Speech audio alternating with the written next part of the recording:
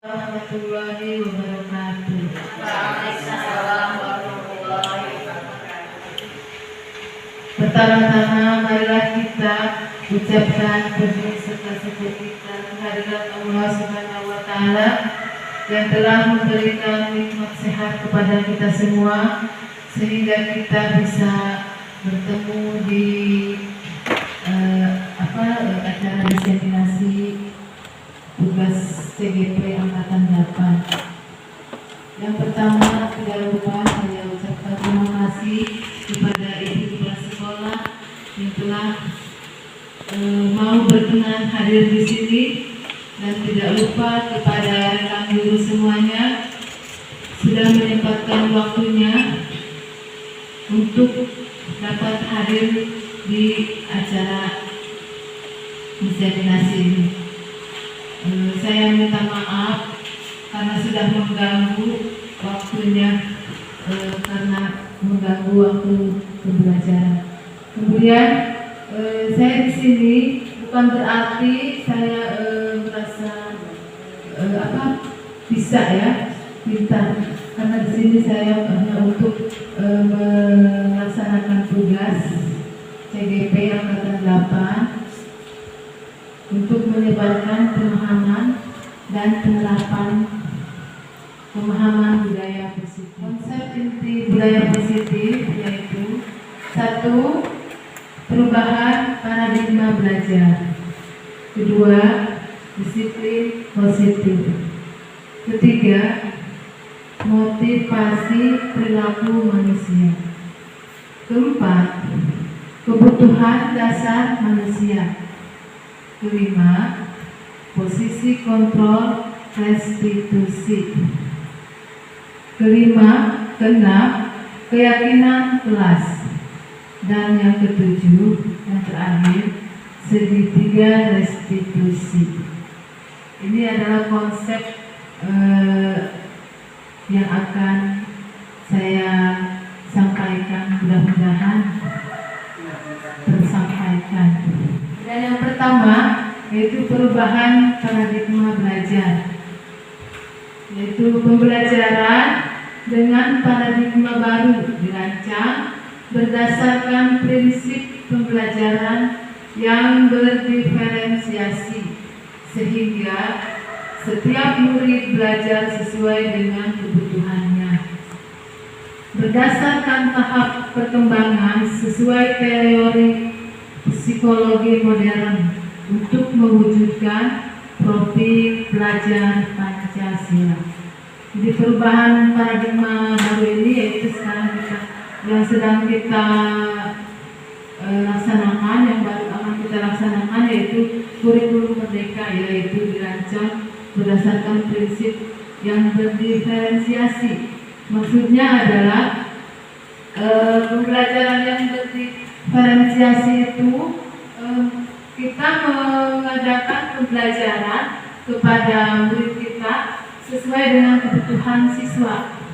Karena kan karakter siswa itu berbeda-beda ya.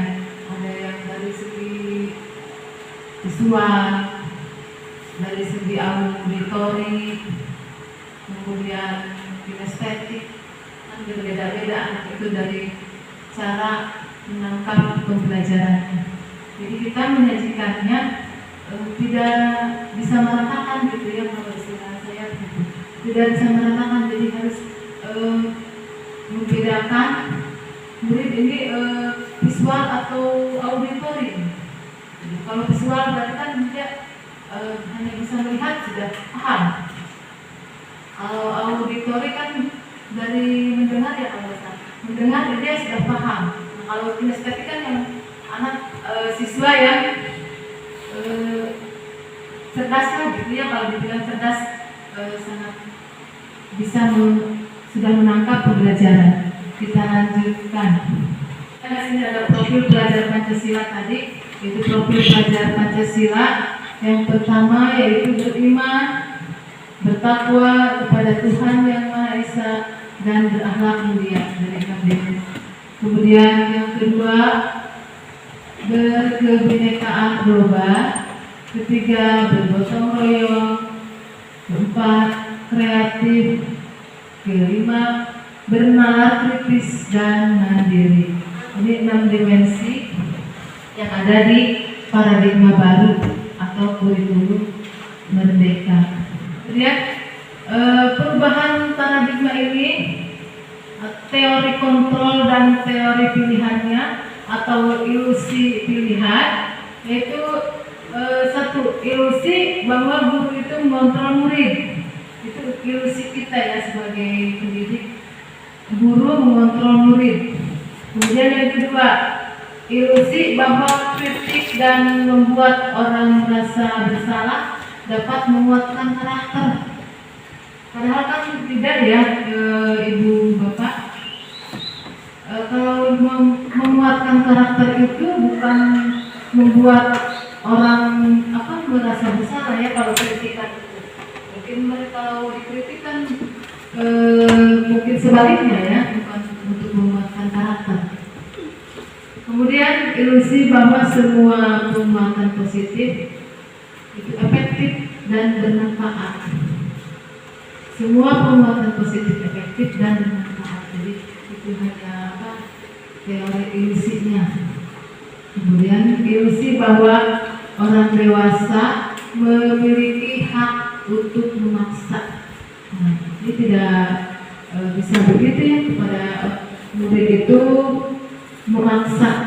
Kan tadi sudah di pembelajaran diferensiasi, jadi harus sesuai dengan kebutuhan murid. RKP, perubahan dari paradigma stimulus respon kepada teori pendekatan kontrol, yaitu stimulus responnya, realitas atau kebutuhan kita sama. Teori kontrolnya bahwa kebutuhan kita itu berbeda. Jadi sangat bertolak belakang ya dengan stimulus respon dengan teori kontrol. Kemudian yang kedua, semua orang melihat hal yang sama, padahal teori kontrolnya setiap orang memiliki gambaran yang berbeda. Seperti halnya anak murid kita punya gambaran dan kompetensi karakter yang berbeda-beda. Kemudian yang ketiga, kita mencoba mengubah orang agar berpandangan sama dengan kita. Teori kontrolnya, kita berusaha memahami pandangan orang lain tentang dunia. Kemudian selanjutnya, perilaku buruk dilihat sebagai suatu kesalahan. Semua perilaku memiliki tujuan. Kemudian orang lain bisa mengontrol saya, hanya Anda yang bisa mengontrol diri Anda. Jadi kalau orang lain mengontrol saya itu tidak, itu hanya stimulus respon. Apa artinya? Merangsang ya, respon respon gitu ya. Hanya Anda yang bisa mengontrol diri Anda. Kemudian saya bisa mengontrol orang lain, Anda tidak mengontrol orang lain. Kemudian pemaksaan ada pada saat bujukan gagal. Kemudian kolaborasi dan konsensus menciptakan pilihan-pilihan baru. Kemudian model berpikir menang kalah. Menurut teori kontrol, model berpikir menang. Itu menurut Stephen R. Yang kedua, yaitu disiplin positif. Kebanyakan orang akan menghubungkan kata disiplin dengan tata tertib atau teratur dan kepatuhan pada peraturan. Itu disiplin positif. Kebanyakan orang menghubungkan kata disiplin itu harus teratur, harus tertib, harus patuh pada peraturan. Kata disiplin juga sering dihubungkan dengan hukuman. Jadi kalau disiplin dihubungkan dengan hukuman padahal tidak sungguh berbeda ya. Karena apa? Karena belajar tentang disiplin positif tidak harus dengan memberi hukuman.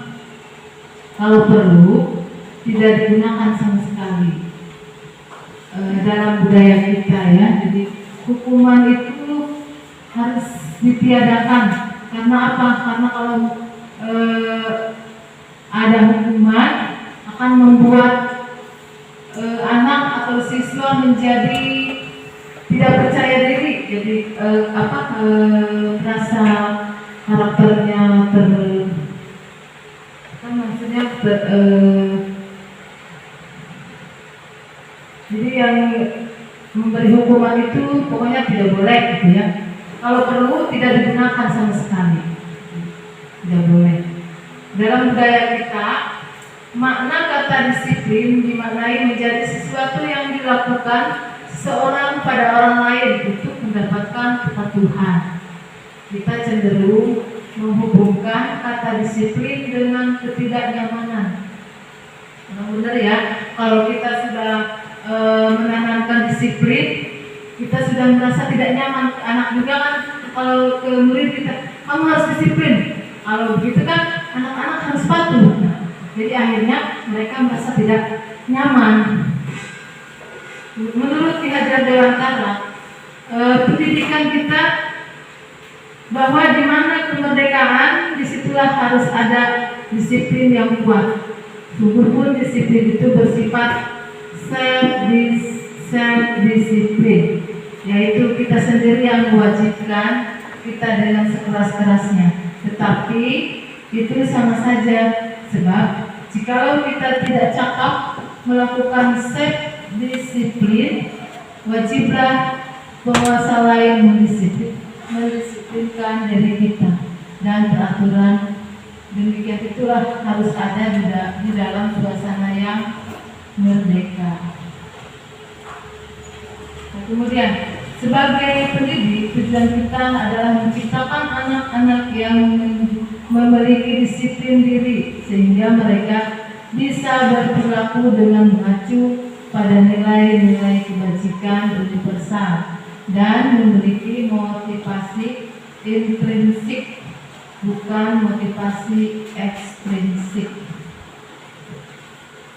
Jadi motivasi intrinsik itu timbul dari diri dia sendiri dan dari dalam dirinya sendiri, bukan karena ekstrinsik misalnya mau diberi hadiah gitu ya. Ini yang ketiga yaitu motivasi, sambungan yang tadi yaitu disiplin dari intrinsik dan ekstrinsik. Motivasi perilaku manusia yaitu untuk menghindari ketidaknyamanan seperti yang tadi dikatakan di sini, untuk menghindari ketidaknyamanan, hukuman. Jadi kalau dari perilaku manusia itu menghindari hukuman, apa yang akan terjadi jika saya tidak melakukannya? Itu kan dari ekstrinsik ya, untuk menghindari ketidaknyamanan hukuman. Apakah yang akan terjadi jika saya tidak melakukannya? Jadi kalau saya tidak patuh pada peraturan ini, saya nanti akan dapat hukuman dong, gitu kan? Biasanya saya akan diberi sanksi. Nah, itu dari ekstrinsik gitu, dari luar motivasinya. Kemudian untuk mendapatkan imbalan atau penghargaan dari orang lain, apa yang akan saya dapatkan apabila saya melakukannya?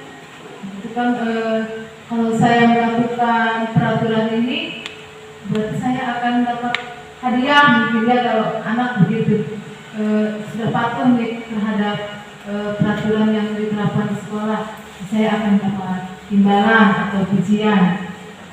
Kemudian untuk menghargai diri sendiri, akan menjadi orang yang seperti apa apabila saya melakukannya. Ini dari dalam diri sendiri atau intrinsik. Kemudian 4, kebutuhan dasar manusia. Kebutuhan dasar manusia adalah semua yang kita lakukan untuk mendapatkan yang kita inginkan. Ini definisi dari kebutuhan dasar manusia. Kemudian 5 kebutuhan dasar manusia itu adalah 1, bertahan hidup. Kemudian yang kedua yaitu rasa kasih sayang dan rasa diterima. Ketiga, penguasaan. Keempat, kebebasan. Yang kelima yaitu kesenangan. Bertahan hidup di sini yaitu bahwa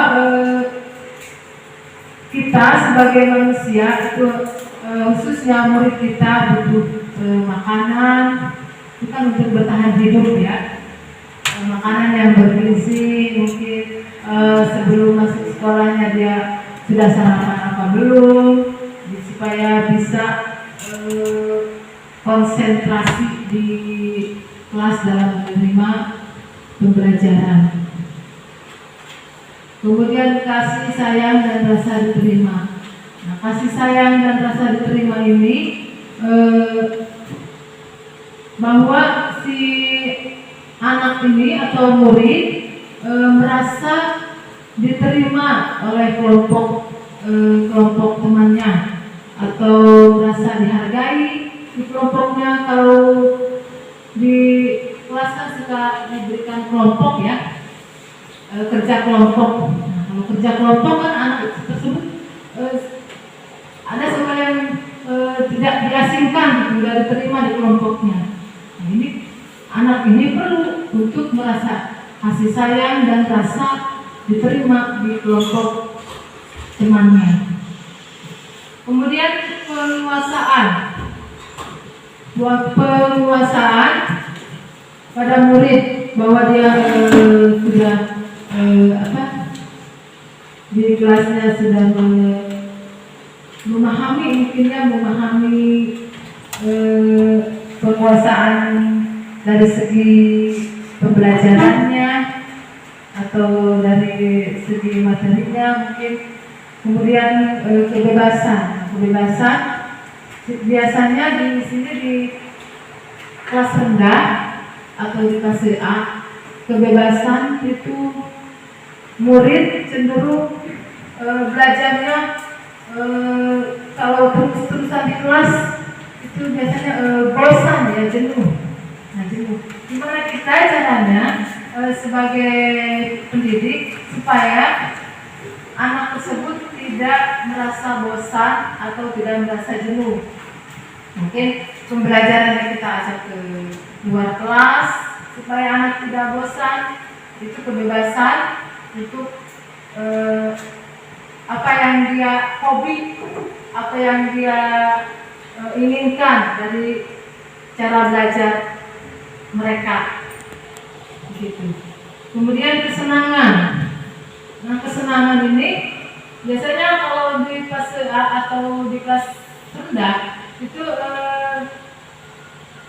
masih senang bermain ya, bermain. Jadi bukan hanya di TK saja, di kelas kita juga sering menemui anak belajar hanya ini sambil bermain.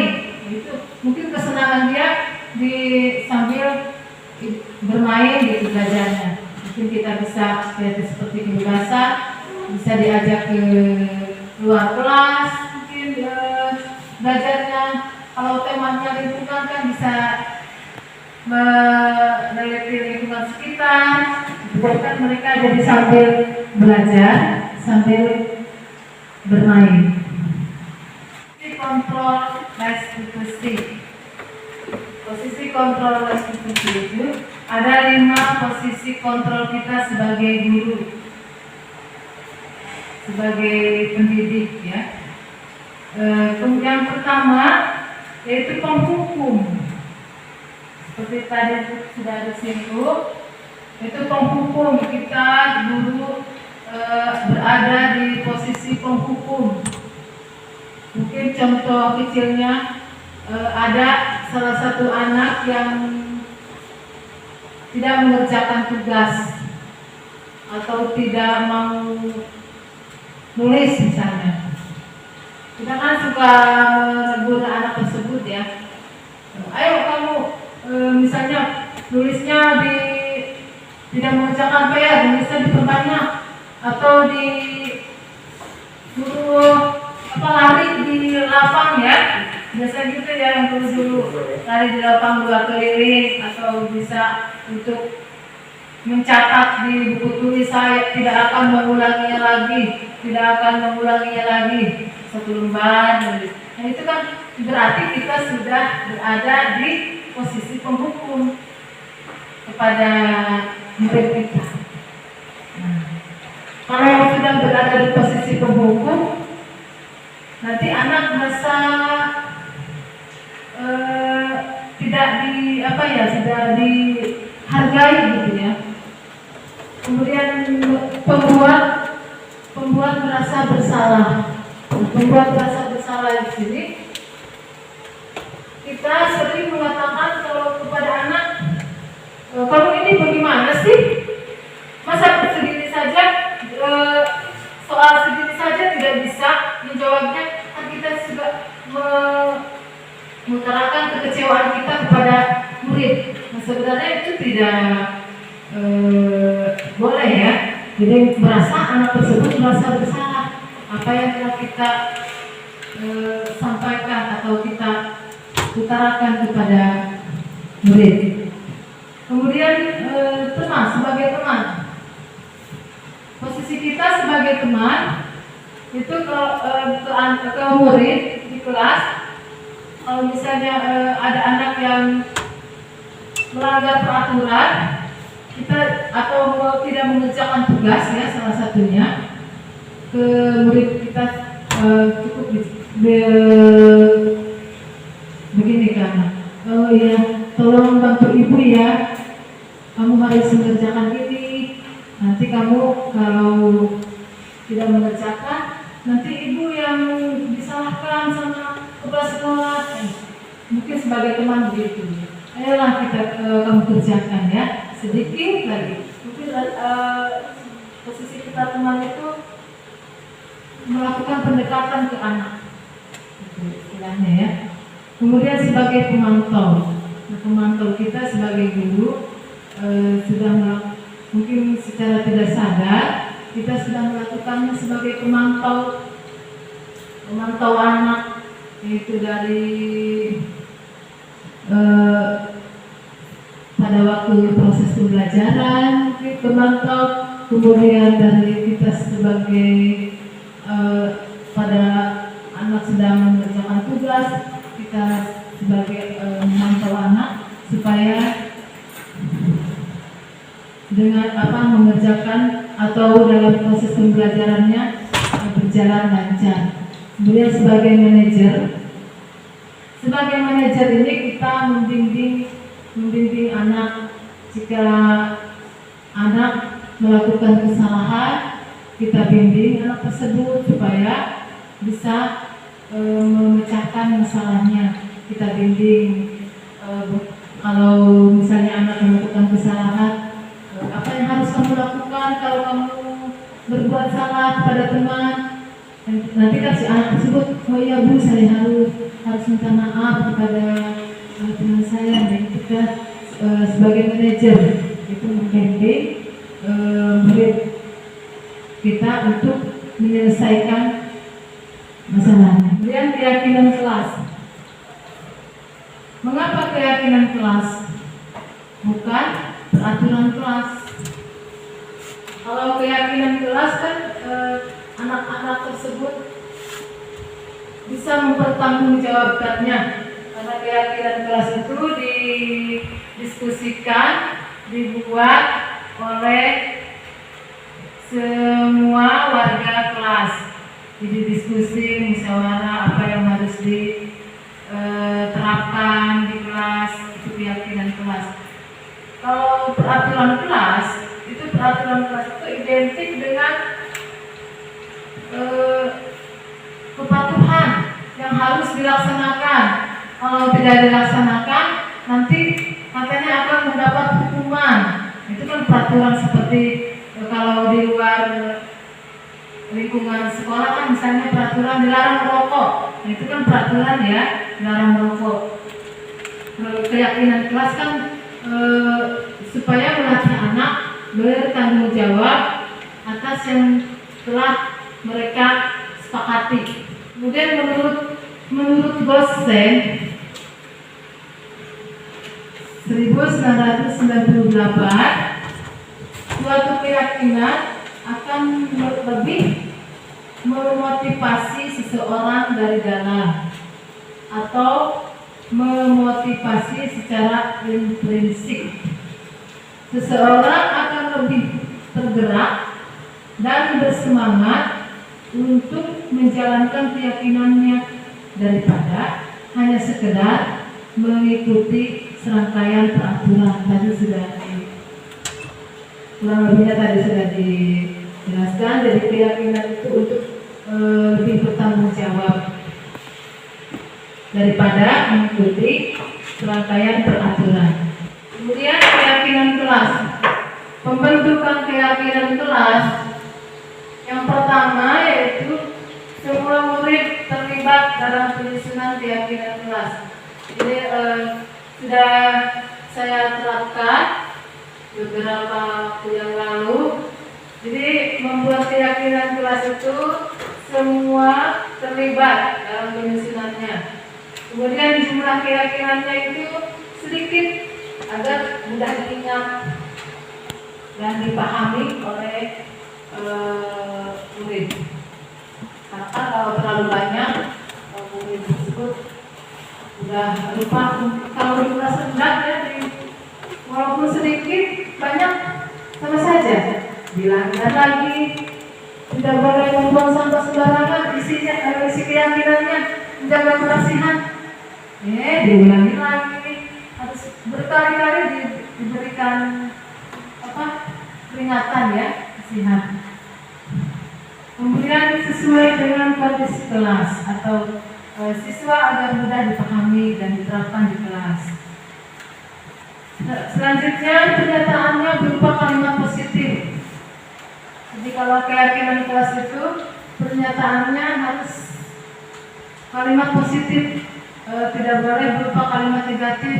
Contohnya begini, kalau di kelas kan misalnya nih untuk menjaga kebersihan, tidak boleh membuang sampah sembarangan.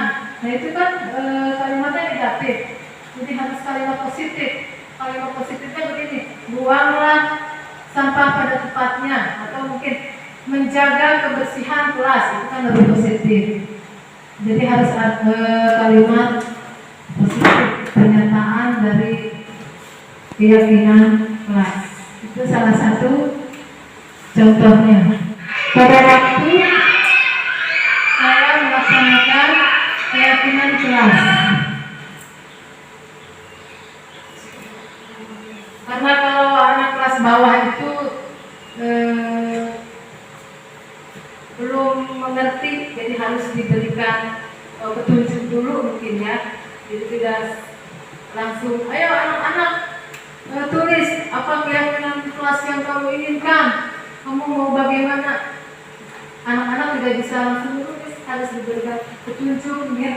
Namanya juga kelas 2, ada yang belum lancar menulis, harus dibimbing dulu mungkin ya proses pembuatannya. Kemudian ini videonya pada waktu anak membuat keyakinan kelas pada note ya, yang sudah saya siapkan. Ini anak-anak murid kelas 2 sedang menempelkan keyakinan kelas yang telah mereka tulis di tempat yang sudah disediakan, yaitu di karton, ada yang di papan tulis, ada yang di kertas ya. Kalau yang anak begitu. Kemudian ini sesudah itu ada penandatanganan keyakinan kelas. Jadi keyakinan kelas yang telah kami buat di kelas 2 itu harus disetujui oleh semua warga kelas, ditandatangan semua murid kelas 2, supaya mereka tahu bahwa keyakinan kelas ini harus benar-benar dilaksanakan atau dipatuhi. Mungkin harus selalu diingatkan ya kalau kelas rendah. Kemudian ini dokumentasinya yang sudah jadi hanya 5 yang kami sepakati di kelas 2. Ini dipoto di sini di kedua. Anak-anak antusias ingin foto, antusias ingin foto sama mungkin tetap menariknya ada gambar mobilnya kali ya kalau laki-laki, kalau perempuan ada gambar Hello Kitty-nya. Nah, supaya menarik aja gitu, supaya lebih menarik sehingga anak tersebut mau melaksanakan keyakinan kelas yang mereka buat dan mereka sepakati, supaya lebih semangat. Kemudian selanjutnya yaitu segitiga restitusi. Restitusi adalah suatu proses dialog yang dilakukan oleh guru agar dapat menghasilkan murid yang mandiri dan bertanggung jawab. Jadi kalau diadakannya segitiga restitusi ini, guru membantu murid untuk menyelesaikan masalah. Jadi supaya murid tersebut mandiri dan bertanggung jawab atas apa yang telah mereka lakukan atau yang telah mereka perbuat. Yaitu segitiga restitusi, yaitu ada 3 komponen. 1, menstabilkan identitas. Yang kedua, validasi tindakan yang salah. Kemudian yang ketiga, menanyakan keyakinan. Kalau disebut dengan menstabilkan identitas, jika anak yang berbuat salah itu jangan langsung kita menyalahkan murid ya. Jadi mungkin harus kita menanyakan dulu apa penyebabnya, menstabilkan identitas. Kurang lebihnya begini, berbuat salah itu tidak apa-apa. Saya juga pernah melakukan kesalahan seperti itu. Ini namanya menstabilkan identitas.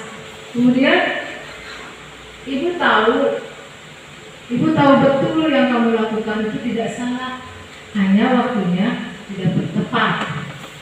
Ini tujuannya adalah untuk mengubah identitas anak dari yang gagal atau yang merasa bersalah karena melakukan kesalahan menjadi orang yang lebih percaya diri gitu ya, atau menjadi orang yang sukses istilahnya. Jadi kita tidak langsung menjudge dia itu bahwa perbuatan dia itu salah. Itu namanya menstabilkan identitas. Kemudian validasi tindakan yang salah. Validasi tindakan yang salah ini ketika kita sebagai guru itu menanyakan ke murid, kamu pasti punya alasan mengapa kamu melakukan hal ini. Dan alasan anak tersebut melakukan kesalahan itu apa? Mungkin dia sakit hati, tidak menerima. Kemudian ibu tidak menyalahkan kamu, Ibu hanya ingin mengingatkan kamu agar tidak mengulanginya lagi. Jadi kalau nanti ke depannya kalau murid kita melakukan kesalahan, jangan langsung ditegur. Kamu ini gimana sih? Kamu sudah salah. Jangan langsung begitu. Langsung tanya dulu, kenapa melakukan hal ini? Apa sebabnya? Kan? Nah, jadi di sini validasi tindakan yang salah ini, tindakan kita itu dilakukan dengan suatu tujuan, yaitu memenuhi kebutuhan dasar. Kalau kita memahami kebutuhan dasar, apa yang mendasari sebuah tindakan, kita akan bisa menemukan cara-cara paling efektif untuk memenuhi kebutuhan tersebut. Kemudian setelah itu menanyakan keyakinan. Menanyakan keyakinan ini yang komponen yang ketiga, yang terakhir. Setelah kita tahu kesalahannya itu apa, tujuannya apa, kita bertanya kepada murid, keyakinan kelas apa yang kamu perlu terapkan? Apakah kamu misalnya apa keyakinan kelas yang kita sepakati? Kita bertanya dulu kepada anak. Ketika anak melanggar keyakinan, kita tanya dulu kesalahannya itu sudah sesuai belum dengan keyakinan kelas yang telah kita sepakati. Nah, kalau tidak sesuai dengan keyakinan yang kita sepakati, mungkin anak melanggar, oh iya Bu, bahwa saya tadi membuang sampah itu tidak sesuai dengan keyakinan kelas yang kita sepakati, bahwa kita harus menjaga kebersihan kelas. Mungkin gitu ya. Jadi teori kontrol ini menyatakan pada dasarnya termotivasi secara internal atau secara timbul dari dalam diri sendiri, kesadaran untuk memperbaiki kesalahannya. Jadi ini contoh penerapan segitiga restitusi yang pernah saya buat.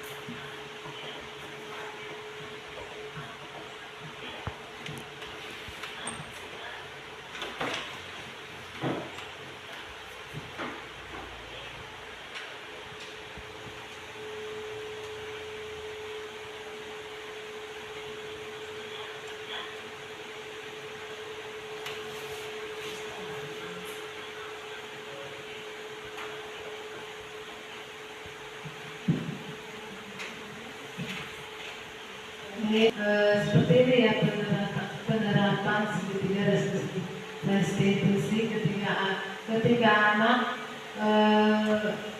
tidak mengerjakan atau mengumpulkan tugas. Untuk video supaya lebih jelasnya,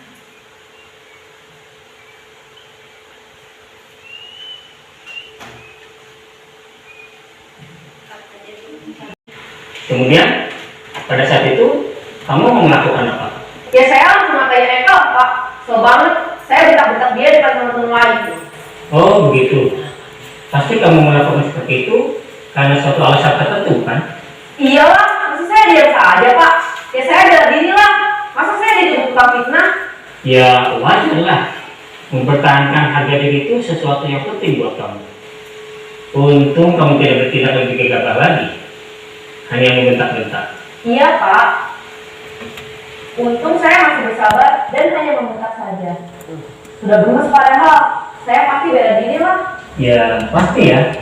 Tapi kamu memilih untuk tetap bertahan dan bersabar. Kamu memilih untuk tidak berbuat lebih parah lagi kan? Iya. Nah, sekarang coba kita lihat lagi tindakan kamu yang bentak-bentak Eka di kelas. Tindakan kamu itu kira-kira sesuai dengan keyakinan kelas atau prinsip kamu tidak? Enggak lah Pak. Capek Pak jadi pemarah. Jadi keyakinan atau prinsip mana yang kurang sesuai dengan keinginan kamu? Ya, saya sebenarnya sangat menghargai orang lain. Mungkin saat itu saya menjadi emosi, jadi tidak menunjukkan sikap itu. Kamu meyakini tidak? Menghargai orang lain itu penting buat kamu. Yakinlah Pak. Iya, setuju.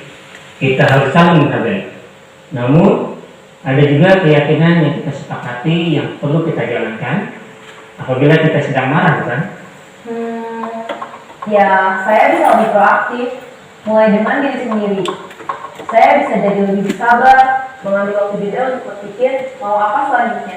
Kira-kira kamu bersedia memperbaiki masalah ini tidak? Bersedia Pak. Kalau kamu memperbaiki masalah ini, kamu akan menjadi orang seperti apa? Saya akan menjadi orang yang bertanggung jawab kali ya Pak. Dan senantiasa proaktif. Iya, menurut kamu bagaimana rasanya menjadi orang seperti itu? Ya nyaman lah, bangga bisa bersabar dan menahan diri. Baiklah kalau begitu. Yuk kita pikirkan bagaimana memperbaiki masalah ini.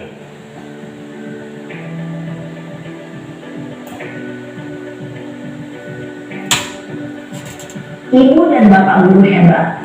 Baru saja kita menyaksikan contoh bagaimana seorang guru berada dalam posisi manajer menggunakan penerapan segitiga restitusi. Mari kita bahas satu persatu. Pada sisi pertama, menstabilkan identitas. Nah ini versi segitiga restitusi, versi saya dengan versi dari LMS. Mungkin versi saya mungkin banyak kekurangannya ya, mohon maaf. Bila ada dari rekan-rekan semuanya mau ada pertanyaan atau tanggapan, silahkan. Mungkin tanggapan boleh. Siapa yang mau kasih tanggapannya atau pertanyaannya?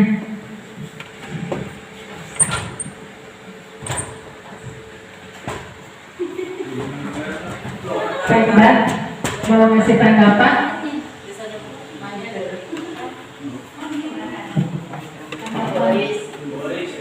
Assalamualaikum warahmatullahi wabarakatuh. Sebelumnya saya minta maaf. Tadi pas penyampaian materi, kita kan ada kata disiplin itu ada yang intrinsik dan ekstrinsik. Ya, yang belum saya pahami. Di sini kan kalau saya tadi mendengarkan bahwa kedisiplinan pada anak itu harusnya kan secara adanya dari diri sendiri, bukan dari orang lain. Jadi disiplin itu seharusnya ada dari intrinsik ya Bu ya, intrinsik ya, intinya bahwa disiplin itu seharusnya ada pada diri sendiri. Self disiplin, bukan disiplin karena adanya dari orang lain, dorongan dari orang lain. Yang saya pertanyakan, bagaimana menimbulkan disiplin itu dari diri sendiri. Sedangkan pada kenyataannya, saya sendiri hebat dan saya sendiri bukan dari pengalaman orang lain, dengan pengalaman saya di kelas. Jarang anak disiplin itu karena diri sendiri. Rata-rata kebanyakan anak bisa disiplin karena ada embel-embelnya bagaimana. Jadi bagaimana caranya supaya si anak ini bisa disiplin itu karena diri sendiri. Itu saja mungkin. Wassalamualaikum warahmatullahi wabarakatuh. Pada Bu Erna yang sudah bertanya ya, mudah-mudahan saya bisa menjawabnya. Memang sih kalau motivasi disiplin, timbul disiplin dari motivasi diri sendiri itu masih apa ya? Kebanyakan kita motivasinya timbul dari luar dulu ya, ekstrinsik. Kita aja kan mau disiplin masuk kerja harus tepat waktu, misalnya pagi jam 7, itu susah sekali ya.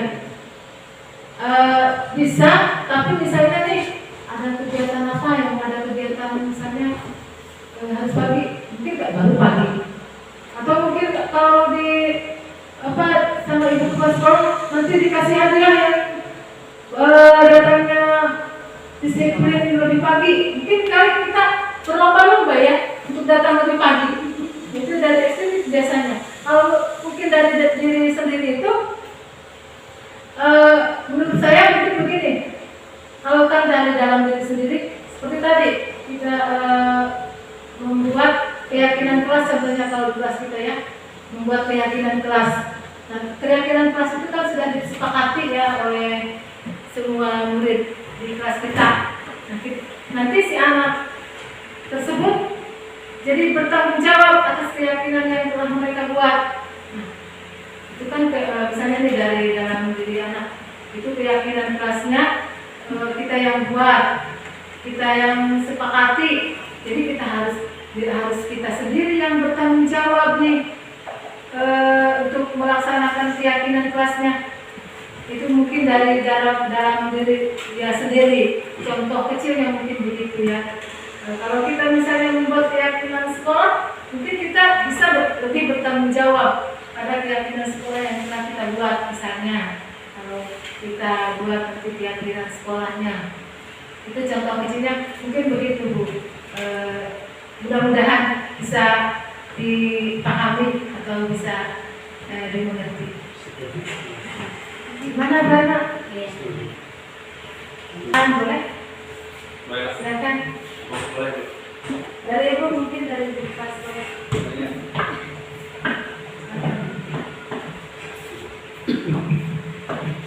Terima kasih atas waktunya kepada Ibu Yuli. Terima kasih atas penyampaian materinya. Dan tadi menanggapi sedikit ya pertanyaan Bu Erna. Mungkin untuk menanamkan disiplin dalam diri sendiri itu memang agak sulit. Tetapi apabila sesuatu yang dibuat oleh sendiri, dipraktekkan oleh sendiri dan dipertanggungjawabkan oleh sendiri itu, saya rasa lebih merasa memiliki bagi anak itu ya. Ketika dia membuat kesepakatan misalnya di kelas itu, saya tidak akan membuang sampah di kelas misalnya. Hal sekecil itu saja itu sudah bisa dipraktekkan nanti sama anak. Berbeda dengan misalnya kita gurunya yang menyuruh, kamu nggak boleh buang sampah di situ loh. Nanti itu akan melapor di kelas. Dia akan merasa lebih bertanggung jawab ketika dia yang memunculkan dalam diri sendiri. Mungkin karena sesuatu itu sudah dibuat oleh diri sendirinya, maka akan dipraktekkan oleh diri sendirinya. Dan ketika dia melanggar pun dia akan ingat, loh, kok saya berbuat kesalahan, padahal kan saya sudah membuat kesepakatan dengan ibu guru bahwa kita akan berbuat seperti itu. Mungkin awal-awal mereka tidak terbiasa, tapi lambat laun pasti mereka akan terbiasa dengan seringnya kita mengingatkan. Mungkin itu sedikit tanggapan dari saya. Terima kasih. Kepala sekolah yang sudah memberikan tanggapannya, mudah-mudahan bisa berguna ya, bermanfaat Kurang lebihnya saya mohon maaf atas segala kekurangan yang telah saya sampaikan tadi materinya, karena kesempurnaan itu hanyalah milik Allah Subhanahu wa Ta'ala. Kita tutup saja penerapan diseminasi ini. Wabillahi taufiq wal hidayah. Wassalamualaikum warahmatullahi wabarakatuh.